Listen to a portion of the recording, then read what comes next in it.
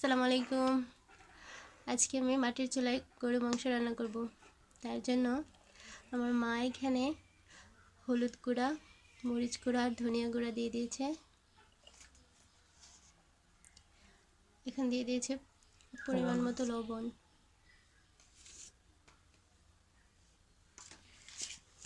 রসুন বাটা, জিরা গুঁড়া, জিরা,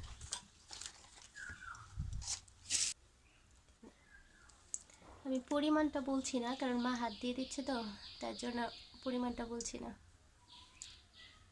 এখন দিয়ে দিয়েছে আদা বাটা, রসুন বাটা।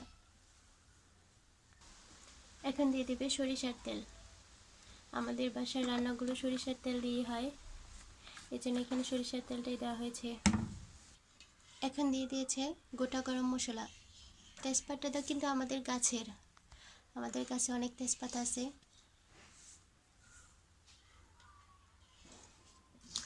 এখন মা হাত দিয়ে সবগুলো মশলাকে মাংসের সাথে ভালোভাবে মিশিয়ে নেবে।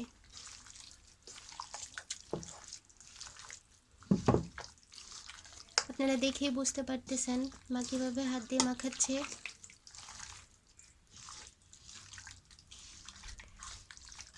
আপনারাও চেষ্টা করবেন হাত দিয়ে মাখিয়ে তারপর মাংসটা রান্না করার জন্য। এতে করে সব মশলা মাংসের মধ্যে ভালোভাবে ঢুকে যাবে।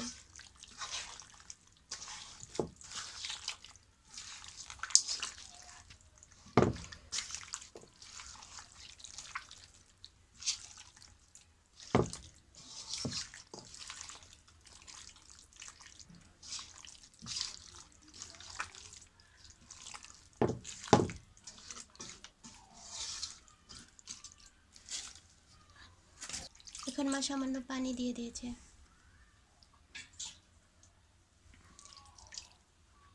না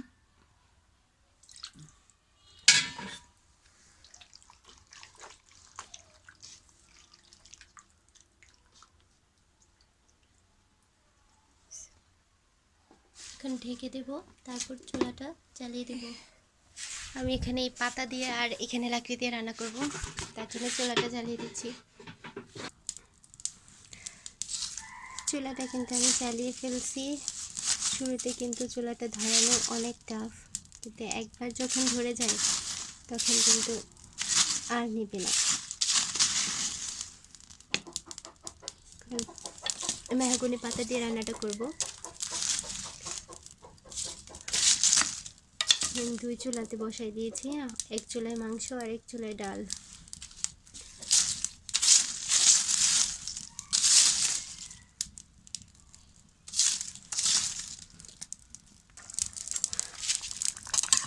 মাংস বলক চলে আসছে, আমি একটু নেড়ে দিচ্ছি।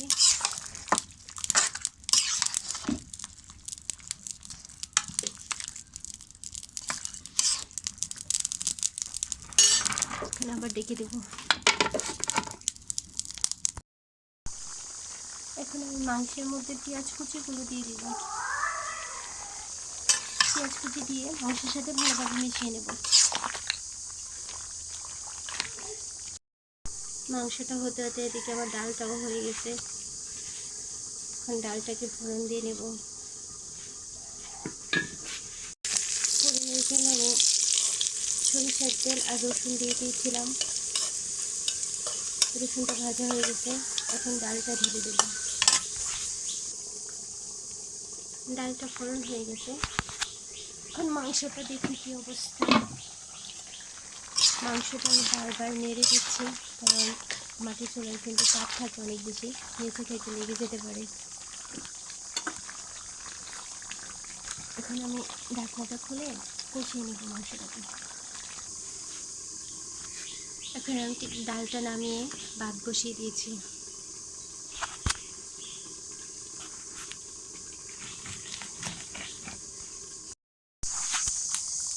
মাংসটা কষানো হয়ে গেছে, এখন আমি গরম পানি দিয়ে দেবো। এ পর্যায়ে আমি সামান্য জিরা দিয়ে দেবো।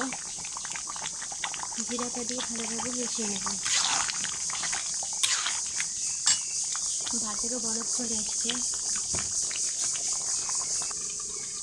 একটা মাংস আমি তুলে নিয়েছি দেখার জন্য সিদ্ধ হয়েছে নাকি। মাংসটা সিদ্ধ হয়ে গেছে। এখন চুলার জালটা বন্ধ করে, আমি চুলাতে লাকড়ি দেওয়া বন্ধ করে দেবো আর এভাবেই ঢেকে রেখে দেবো। এতে করে চুলার যে তাপটা রয়েছে সেটাতেই মাংসটা আরও ভালোভাবে সিদ্ধ হয়ে যাবে। তেলটাও উপরে চলে আসবে।